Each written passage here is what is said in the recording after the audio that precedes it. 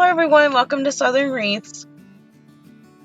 Alright, today I'm going to do something a little different. I feel like I failed with this wreath, but I wanted to show you the video anyway so I can point out where I went wrong and where I think you could do it differently to have a successful rose wreath. These are the supplies I'm going to use. In the future, if I ever make this again, I'm not going to use 21-inch mesh. I'm sure it makes beautiful roses for other people. I did not like it at all. So my first suggestion is to get 10 or 12-inch mesh. Alright, I'm going to start by outlining the grid. And then I'm just going to attach it with some zip ties. It doesn't really matter what color your canvas grid is. I just happen to have red. And when you do your 10 or 12-inch mesh, you'll want to get some kind of mesh that's not super see-through. Kind of like jute mesh, or I don't know if burlap mesh works with flowers. I was thinking about making one with the white mesh that has the really cute little pom-poms, like snowballs through it. So if I make it again, I'll be sure to record it and hopefully give you much better tips than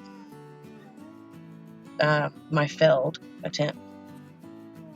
This was my first time ever making a rose wreath, so I think if I practice enough, then I'll be able to do it. I really didn't want to spend money on that wreath form when I could just make it myself. I am going to do the zip ties similar to that wreath form, though, where you go through and back up. And here's all the places I'm adding zip ties to the actual canvas. Once I get outside of that area, I'm just going to add it to the wreath itself. You could honestly do this any way that you want. This is just the way that worked for me. I did like 1 in the center and then 4 around that, and then I believe it's 8 around the edge. And then going around what I'm doing right now, I believe I did it about every 4 inches. I think I do add some here and there as I go. You'll kind of know what feels right. And the great thing about zip ties is you can always cut them off and just add another one. Alright, I am using the 21-inch mesh for this, which I do not recommend doing the first time. And I just cut it squarely, and now I'm going to cut a bunch of 8-inch pieces, and then I'm going to cut 9-inch pieces for the outside. You'll want to do them slightly bigger for the outside just because it covers more area.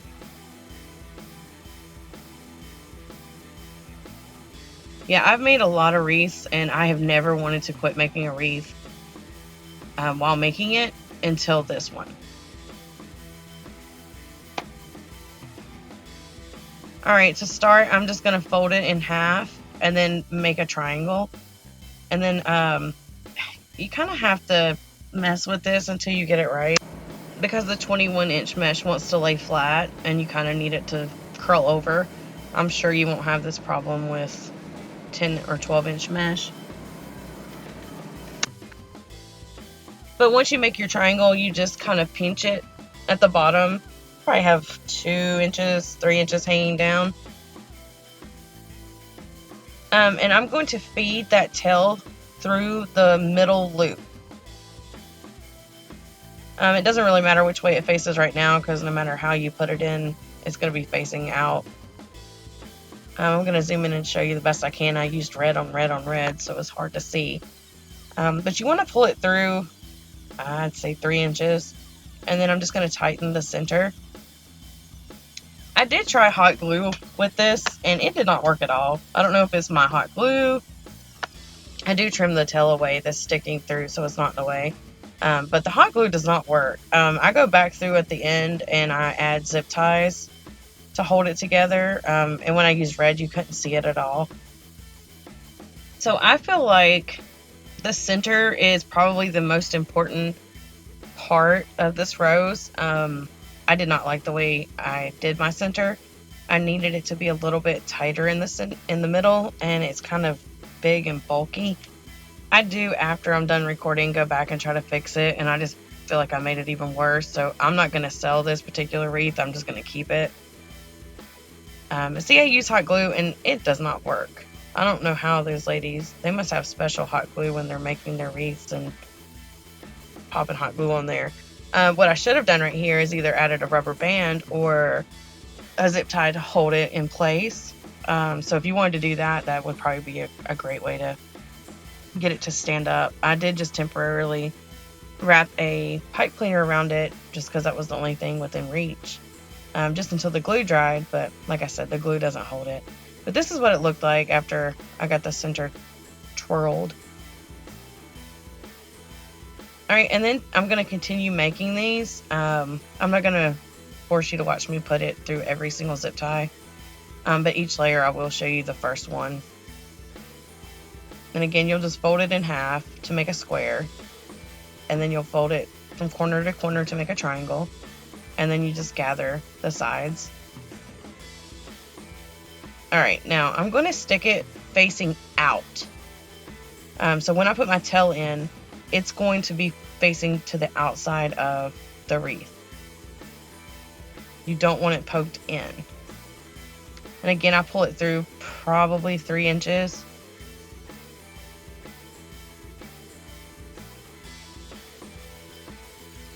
And I'm going to go through and do this for every one on the center, and I had 4. And then I'll show you how to shape it. Yeah, I'm just showing you that I have 3 inches hanging through the zip tie. And I'm just going to take off the pipe cleaner, and I probably should have just hit it and held it there because it comes undone anyway.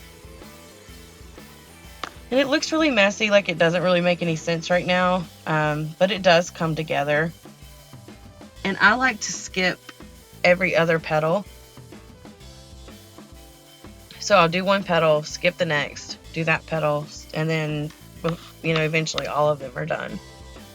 And again, I tried with the hot glue. It did not work.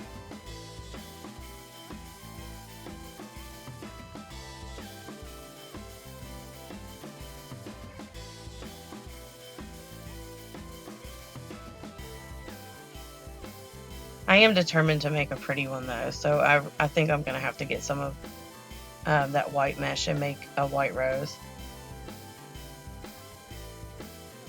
I wanted to be able to make it without buying the flower form, which I believe is like $6.50.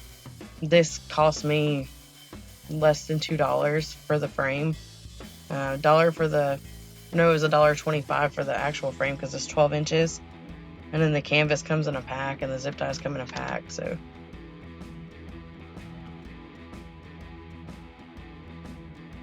Alright, now I'm on to the technically 3rd layer because the very center would be layer 1 and then the 4 in the middle would be layer 2. This one I believe is 8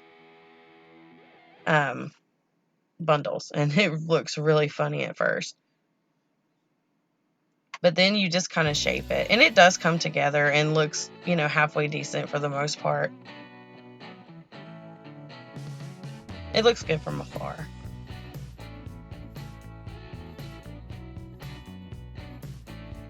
And I think there's a way that you can add your sides into the other zip ties. I probably should research a little bit more. But I think these wreaths are so pretty when they're done. I really like the rainbow ones too.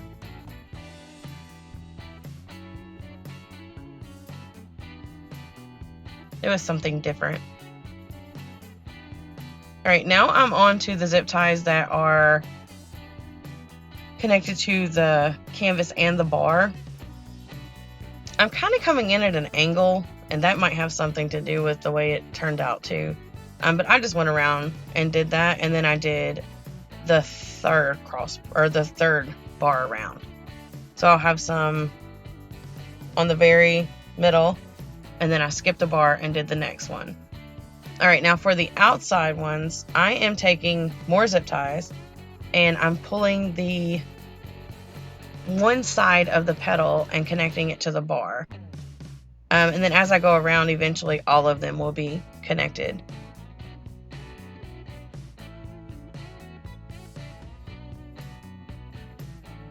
It'll make sense in a second. See how I'm pulling the right side of it, adding a zip tie, and this just shapes the petal. It helped clean up the back a little bit too. But if you look on the right, it looks a lot better than on the left, and that's because I haven't got to the left yet to add the zip ties.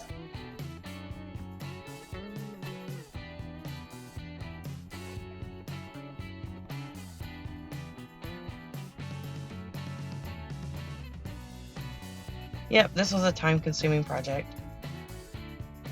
I think it would be fun after you've mastered it. So if any of you try it this way, please let me know how it went for you, because I didn't like the way it went for me at all. But that's okay. You can't get everything right. Right, that's what it looks like before I add the leaves. And now to add the leaves, I'm using 12-inch mesh, so I'm just cutting 12 by 12 squares.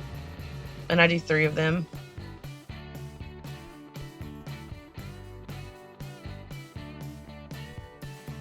And then I'm just taking corner to corner, just like you would do with a petal wreath. And then turning it so where both of the pretty sides are facing me.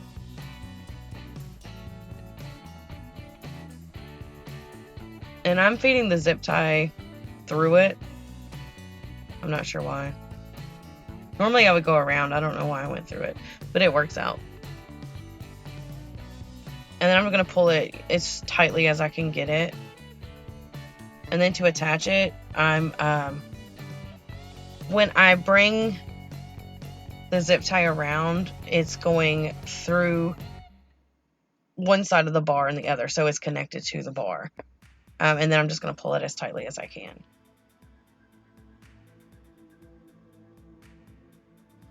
See, it's cute. Okay, if you don't like the way the back looks, you can always take something to cover it up. I just had this canvas laying there, so I decided to use it, and I'm just going to measure out where to cut it.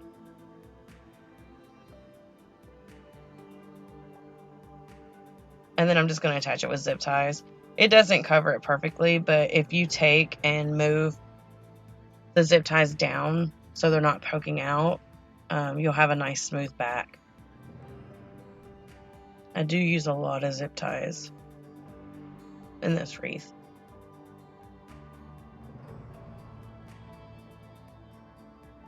Alright, once I'm done with that, I'm going to trim those away and push them under. And I hope when you make this wreath, you do a much better job than I did. I know it doesn't look that bad from right here, but when you get close, you can see lots of things sticking out. And then here's the center. I really don't like the way the center turned out. But thank you so much for watching. And if you have any questions, please leave them in the comments below. And if you like my video or learned anything, please like, share, and subscribe. Thank you.